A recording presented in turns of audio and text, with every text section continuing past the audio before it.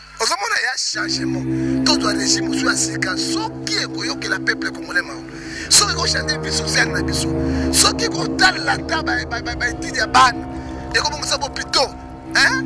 Et qu'on tombe dans la ville moderne, hein? Mais soit dans 19 ans à pouvoir 3 ans cabinet le père, 21 ans, bilan exact.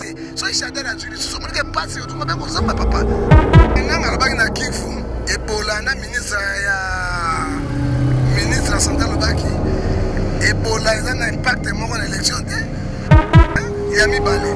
Rapport élection. Nanga ko se proclamer yé moko na maloba koloba yé moko ezalaka te. Ah papa, il faut akena mona parlement adopter yango ezongi na cour constitutionnelle. Cour constitutionnelle pese ba jour c'est mai ko proclamer. Mais mboko ezangi mibeko, ko ezangi loi, moto na chef na ndenge na ye. Nanga bimika ka bo, ça côté la cour constitutionnelle, ça côté le parlement, allez pousser élection ezalaka te. Hein, pourtant na ko ina ko na tenir cour constitutionnelle. Mais cour constitutionnelle pas pousser élection tout ki biso te. Osomona ke mboka moko ya toiboyi, mboka moko ya mboka mopoto. Mboka ya benga ya moweya. Et la société à ce programme avec arrogance. Là c'est les 30 ans que c'est ce qu'on a qu'elle soit. À retour na commission. Donc on a bien les 30, puis surtout les 30 là on les gars. Et cette fois-ci, je crois, à qu'on pousse cette élection, à qu'on s'en casse, à Kinshasa, peut pas la République va voter. Au cas va voter tel là, à respecter, beaucoup va respecter la corte. Il doit faire ce qu'il fait. Mais il a été peuple assima. Il a été peuple assima. Oui, peuple affamé, n'a plus d'oreille. Exactement. Hein? N'a plus d'oreille. Si le peuple, si on a un on est dans salle. Mbana laisse à bangote, moi je laisse à bangote, pas autant ça. Et là on a pas ça, bango baliak, babikak, et peuple l'eau. Et là on a dans son quatrième. Alors tout le bien nanga était vraiment les 30 à Swangolu, à cette élection, à cause de la conséquence sur le Mboka. Kobima, il y a beaucoup de morts. Il y a beaucoup de morts dans ces pays. Restaurant L'Orangerie. Les restaurants L'Orangerie vous offrent un cadre idéal et surtout un service de qualité. Poulet au makala, soukanelengi. Chaque samedi, buffet congolais à partir de 12h. Accompagné de la musique douce du groupe Les Professionnels.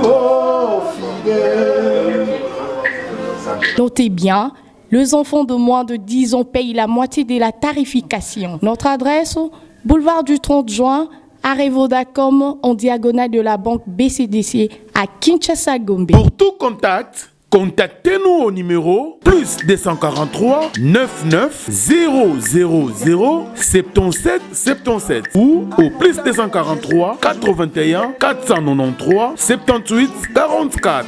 Restaurant L'Orangerie, Koudia Koussia Balala. Bienvenue à tous et surtout bon appétit. Bana King, Bana Dar es Salaam, Bana Poto, Bana Mokil Mobimba, Cité FC Moko, Afrique Info avec Franck Stemai, Yandankala, Twende. X-Bass, Marandura, Franck Stemai. Au cœur de l'actualité, madame, messieurs, nous revenons encore une fois pour vous informer à toute impartialité et neutralité. Madame, messieurs, au sommaire de cette entrevue avec un prophète qui fait parler la cour. Madame, messieurs, il s'agit là de prophète, Nkefa, à qui j'aurais directement dirais bonjour prophète. Bonjour. Bonne santé. Bon, par la grâce de Dieu. Par mon kanda kanda, ni non. Mboka zotambola bien te. Tout justement, Mboka etambola bien te. Campagne électorale. Sans pourtant atteindre les jours qui prévus que Ekatana gouverner à la ville, la salle de correspondance Moroyo, la Xabiso, la presse, bien sûr qu'il faut Bakata et coïncident qui n'a rentré, il y a Martin Fayulu. Un commentaire au Koikosala. Un gouverneur sans ministre intérieur, Azopé Samibeko, et pourtant, Seni et Lobby était candidat sur le même niveau. Pouvoir et pouvoir de l'opposition, même niveau. akata yango pa yeba kete soki matin Fayulu sa meeting na Kinshasa akoza populaire nde azuma kanisi wana bango mabe ba injecter ba bloquer Martin Fayulu mais mai ba bloquer kango te ato bloquer mai bote so tuka di sego mai ekobima parce que Fayulu azolo kola mai Fayulu la vimbi atondi aotambula totika nzambe sa musana o bazo sala ezalaka te démocratie la liberté d'expression tika mutu na bato peuple na peuple a s'exprimer na poste na bango na makambo na bango pona nzela wana etambula. En fait, ne pensez-vous pas que le gouverneur de la ville en a raison? Parce que tout le monde qui, je crois, aux AP à la page, à la ligne par rapport à Mameleka Kinachikapa, il y a eu mort d'homme. C'était par cette mesure de prudence ou de sécurité pour nous sécuriser plus de militants, des gouverneurs à l'obité, infiltration et salami, dans retour, il y a Martin Fayulu, Félix Tshisekedi pour causer trouble la terreur. C'était pas une bonne décision prise. En 2006, avec Jean-Pierre Bemba, tu sais que les pères de infiltration, mais bango ne pas na pouvoir. Ne pas battre la peuple ne pas bien na bango. Et là on y va zo banga. Hein? Infiltration na Fayulu, fallait na basoda, fallait na l'armée, fallait na la police, à la sécurité de l'État. Non. Et là le lenge posa na bango pour bloquer Fayulu beta meeting na Kinshasa te ada na populaire. Or que bato tout na mura na bango Fayulu vimba, to vimisi Fayulu ko to vimisa farine. Est-ce que vous satisfait aujourd'hui parce que tout le monde qui la mouka na ligne de conduite na bango bazala qui contre l'usage de la machine à voter soudain va changer de position va commis par temps qu'une élection na machine à voter. Un commentaire là-dessus. Bon, au moins il faut la tellement toquer na machine à voter donc il y a un boucler le processus.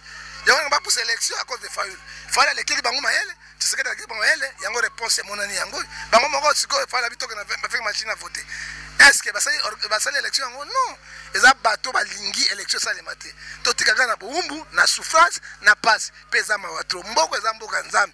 Dieu va faire quelque chose au Congo. Ne voyez-vous pas que Bofinga qui dépêche par tort, pour ébisser dépêche en diminuant l'usage de la machine à voter parce que courant qui a su caché ou enveloppe il y a pouvoir en place et pendant que Bino peut retomber Bino aussi combien 7 milliards Bino tenga za opposant ma politicien bandoki. Dans bakene ba voyage na bango kuna bazwaka ba mbongo papa. Hein papa, yo tia bazwa combien bazwa pongo ba miye bielo bazo sa. Justement, question est que bango peut baza corrompu, on peut yo ba bongo. Miye bielo bazo sa. Ah, il peut corrompu. Non, ba bielo bazo sa la. Problème za wana ndini. Bit na biso la changement. Bit ya peuple congolais nyonso. Eza machine à voter tout cela té. Ozomona ya changement. Tout doit régime sur asika soki ekoyoke la peuple congolais mao. Soki ko changer vie sociale na biso. Soki ko tal la taba ba étude ya bana. Eko bongo sabo pito, hein? Eko skotonga ba ville moderne, hein? Mais soki dans 19 ans à pouvoir, 3 ans Kabila le père, 21 ans bila ezate. Soki Chadel a juri so monike passe otunga bengo zonga papa. Hein? Eko zaka ko passe na passe. Yango bit na so le zalini tous les bateaux ba congolais ba sangana. To luka moyen to une élection. Hein? To voter kaka, to luka changement salem. Soki to voter côté wana ba Chadali. En fait, j'ose croire, même si vous êtes prophète, quand même, vous avez une opinion, vous avez un choix non pour reporter. Au côté de la bateau, cher internaute, pour l'air dur, ton choix, parmi Félix et Martin Fayulu. Nani choix na yoza. Mais pour la choix, la bateau a changement. Changement, Fayulu na Tshisekedi. Même Chada qui soit un changement, ça ne dérange pas. Chada a changé ta moto ya bango, ya outi na majorité FCC, ba ko changer nini papa. Ozo ni marqué balabala mbule beti balabala na Kinshasa te. Kinshasa. Nzela nyo se kufi ezate. Na Kinshasa, kureza la kate. Na Kinshasa batu ba kufa ka mikoto na ba érosion ba ni bango baza na pouvoir. Pour ndimika pouvoir atika libela. Hein? So nazo ba na ndaka bango na mbongo bazo pesa ka bango eza mawato na ba congolais to bine to kenite. Nous voulons nous tous changement. Régime sous asike zala. Tolemba ki Mobutu akei, Kabila le père aye, Kabila kufi Kabila aye, to Kabila pas akei, tout le changement mususu bato mususu baya. Ce qui va causer quelque chose na kata Congo, ce que ça va passer mon frère. Madame, messieurs, je crois que vous appréciez jusque-là les bons déroulements de la première partie. Là, nous aimerons tout justement aborder la seconde partie qui va consister tout justement tout le bela report y a élection. Est-ce que c'est illégal ou légal? Le prophète va donner son avis rapidement. Prophète, l'élo après juste suppression en campagne, c'est ni à sali réunion à candidat président pour l'air dur, compte tenu à entrepôt Ezikaki, maladie Ebola, insécurité, tout ça, va proposer, va reporter l'élection rien que pour 7 jours. Votre commentaire. Maintenant, on a Kivu, Ebola, na ministre de la Santé Lobaki, Ebola, il a un impact sur l'élection. On vote sur ce Maboko, mais il est comme sur Ebola. Hein? Il y a mis balé. Rapport à l'élection. Nanga ko se proclamer yé moko na maloba koloba yé moko ezalakate. Ah papa, il faut akenango na parlement adopter yango ezongi na cour constitutionnelle. Cour constitutionnelle bese ba jour si maye ko proclamer. Mais mboko ezangi mibeko, o ezangi loi. Moto na chef na ndenge na ye. Nanga bimika kabo sa ko la cour constitutionnelle, sa ko la parlement, aller pousser élection ezalakate. Même si il y a une commission indépendante, ils ont le pouvoir de faire des décisions. Parce que c'est tout le processus qui a la requête qui est dans le cours constitutionnel, tout qu'on sort pour valider ou pas. Moi, je suis temps parce que le 21, tu vois comment le 22, agitation. Moi, je suis justiciable. Gouverner, c'est prévoir. Ok. Gouverner, c'est prévoir. Gouverner, c'est prévoir. Il y a un hein? Et puis, mboka etambola na mibeko, pe etambola na loi, pe na ba texte. Faut qu'on respecte yango. Hein? Pourtant, na tuni na cour constitutionnelle. Mais cour constitutionnelle va pousser l'élection tout na kibisote. Osomona ke mboka moko ya toiboyi, mboka moko ya mboka mopoto. Mboka ya benga ya moweya. Et la société à ce programme avec arrogance. Là c'est les 30 ans que simité, c'est qu'on a que les sous. A retour na commission. Hein? Eza malamuté. Eza malamuté mboka tambola kaboete. Hein? Mboka tambola kana ba institution na yango na ba loi, na ba texte, ba respect des textes. C'est qu'il a fait ça respecter texte. Justement, vous prenez art. Vous avez dit que tant qu'il était à les 30 ou bien les 23 vous souhaitez à ce qui est fait. Non non. Le quoi le les 30, biso to fana les 30 les 30 là ko leka. Et cette fois-ci, je crois, à qu'on pousse cette élection, à qu'on s'en casse, à Kinshasa, à République, on va voter. Au cas où voter était là, en fait, ce qui dérange plus d'un, même si Batou Bata Labisso, après violation, il y a constitution, il y a accord, une promesse, on peut le dire ainsi, parce que c'est hors la constitution, c'est hors l'accord de Saint-Sylvestre, c'est maintenant une promesse dite. Est-ce que vous êtes rassuré que Nanga, cette fois-ci, à respecter l'engagement, c'est 30 décembre, il y aura élection? À respecter, beaucoup va respecter la Corte. Il doit faire ce qu'il fait. Mais il va être peuple assima. Il va être peuple assima. Oui, le peuple affamé n'a plus d'oreille. Exactement. Hein? N'a plus d'oreille. Si le peuple, si on a alors on est gros salle. Mbana le sarabangote, moi sur le sarabangote, bagoto saote. Et là on va dans bateau ça, bango baliak, babikak et peuple le lot. Et là on a sur 4. Alors tout le bien nanga était vraiment le 30 à Swangolu à cette élection à subir les conséquences sur le Mboka. Juste le monde doit parler parce que il y a prophète, il y a pas mal de professions salmeko qui s'ami parmi tant d'autres Yolobati pour nayo aux qui par tenter que l'élection est le 23 décembre. Effectivement, salami. Les autant on lobby que ceux qui a sali l'élection les 30 cités, il là c'est quoi? Vous avez été que prophète de mon ani. Trouble Kobima, il y a beaucoup de morts. Il y a beaucoup de morts dans ces pays. À Okoyanaï. Justice un peu il y aura beaucoup de morts, beaucoup de troubles. Et que ça, est-ce que mais Nanga a sa côté à pouvoir. Pouvoir n'est pas sécurisé.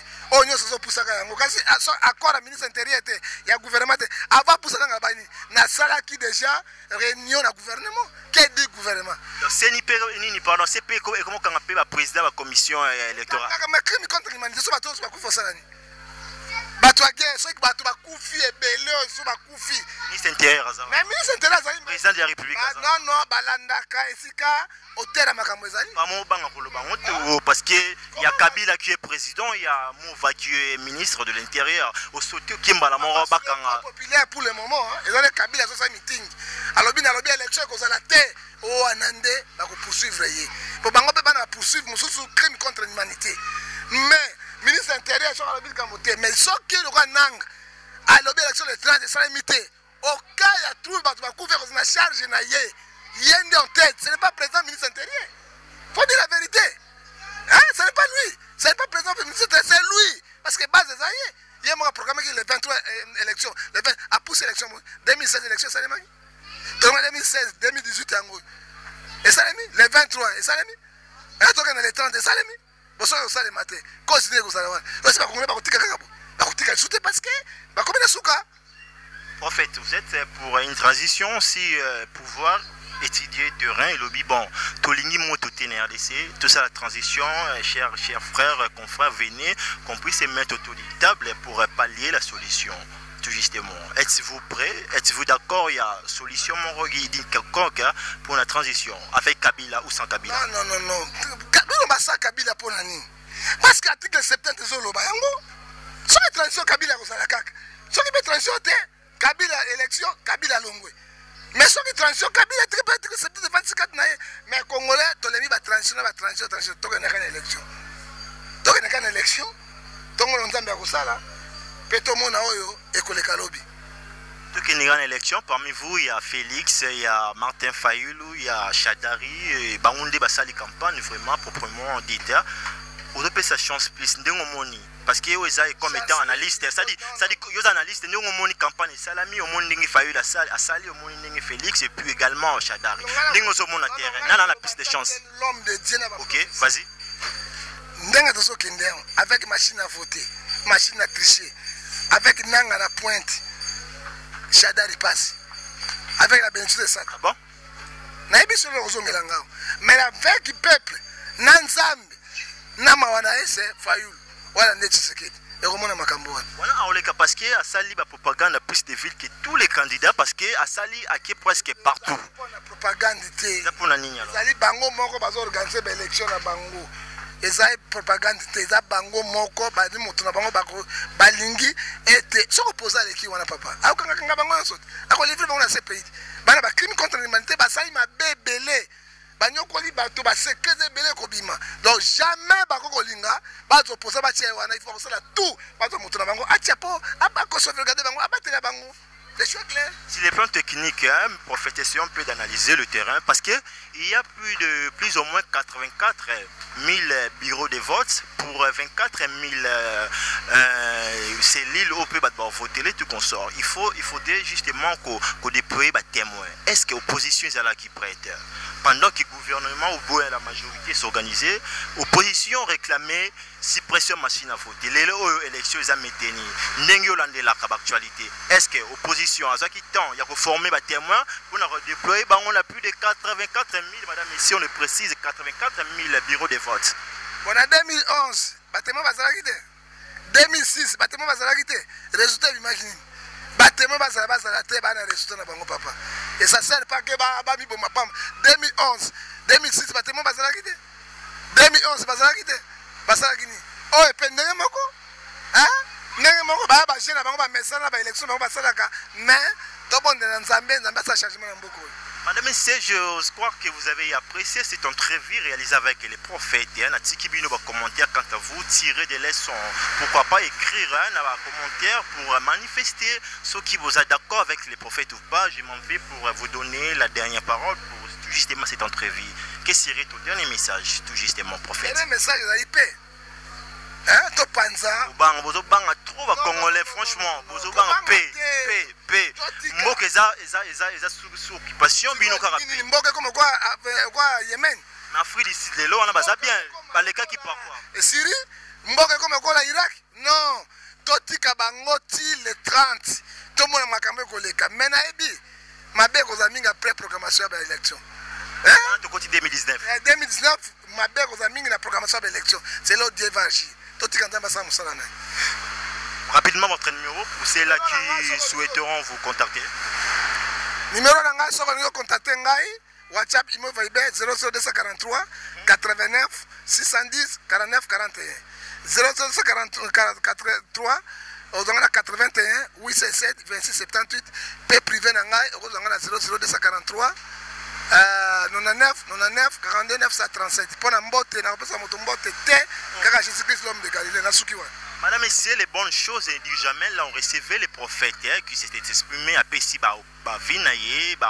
ce qui pense, c'est tout justement les dire. C'est quant à vous, vous tirez la conclusion. Est-ce qu'il a bien parlé ou pas? On a aussi la commentaire, on a tiki bino nebosa la plus de commentaires. Pour rappel, on a pu développer sur les sujets d'actualité. On a passé à revue toutes les actualités politiques, à commencer tout justement par suppression et la campagne électorale de l'équipe, pourquoi pas, dans report à l'élection, et puis par rapport à Meki Kosa analyse par rapport à Moutou ou à Koki Kozala comme favori pour nous remporter. Quant à moi, je m'en vais remercier cette grande équipe technique qui était chapeautée par celui que j'appelle double Bronsa, parce qu'il est à la fois caméraman et réalisateur. On a aussi déjà Maëlle, ça dit qu'il pique up à mon frère Bamboulou. Pourquoi pas, je te salue Mouna. Des fois, pourquoi pas mon frère Moïse de Congo France, on est ensemble, c'est la famille. Quant à moi, je vous laisse. Restaurant L'Orangerie. Les restaurants L'Orangerie vous offrent un cadre idéal, surtout un service de qualité. Poulet au makala, soukanelengi. Chaque samedi, buffet congolais à partir de 12h, accompagné de la musique douce du groupe Les Professionnels. Notez bien, les enfants de moins de 10 ans payent la moitié de la tarification. Notre adresse, boulevard du 30 juin, arrêt Vodacom, en diagonale de la banque BCDC à Kinshasa-Gombe. Pour tout contact, contactez-nous au numéro plus 243 99 000 77 77 ou au plus 243 81 493 78 44. Restaurant L'Orangerie, Koudia Koussia Balala. Bienvenue à tous et surtout bon appétit. Bana King, Bana Dar es Salaam, Bana Poto, Bana Mokil Mobimba, CTF Moko, Afrique Info avec Franck Semaï, Yandankala, Twende.